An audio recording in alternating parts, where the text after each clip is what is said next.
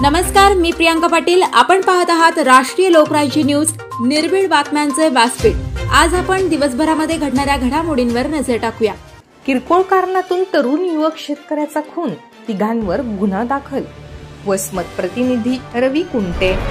वसमत तालुक्यातील कानोसा येथे किरकोळ कारणावरून मोटरसायकलला कट का मारला म्हणून तरुण शेतकऱ्याला थेट अंगावर जाऊन आरोपीने पाठीमागून खंजीर खुपसून 32 वर्षीय युवकाचा खून केल्याची घटना वसमत तालुक्यातील कानोसा दिनांक 23 एप्रिल रोजी सायंकाळी 7 वाजण्याच्या दरम्यान घडली.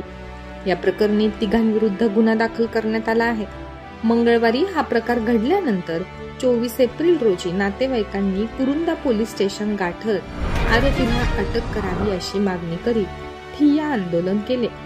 मोटरसायकलला कट का मारला म्हणून आरोपीने संगनमत करत रामकिशन तानाजी बंडे वय वर्षे 32 यास कानोसा येथील शेतातील आखाड्यावर जाऊन दोघांनी थापट बुक्क्यांनी मारहाण केली.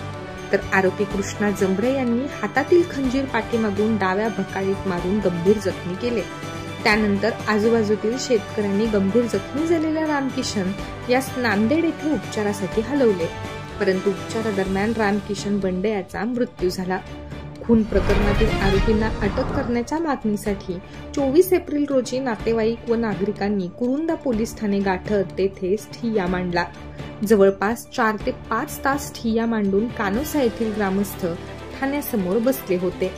गजानन बंडे यांच्या फिर्यादीवरून कुरुंदा पोलीस ठाण्यात आरोपी कृष्णा जमरे, नितीन बारसे व अन्य 1 जण अशा तिघांविरोधात खुनाचा गुन्हा दाखल करण्यात आला आहे.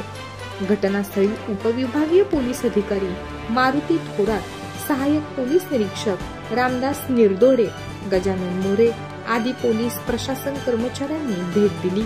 आरोपीच्या शोधासाठी पथक तयार करण्यात आले असून फरार आरोपींचा शोध घेण्यात येत असल्याची माहिती प्राप्त झाली आहे. राष्ट्रीय लोकराज्य न्यूज चॅनलसाठी प्रतिनिधी रवी कुंटे, कुरुंदा, हिंगोली. ताज्या बातम्यांसाठी आणि अपडेट्ससाठी राष्ट्रीय लोकराज्य न्यूज चॅनलला सबस्क्राईब करा, तसेच लाईक आणि शेअरही करा.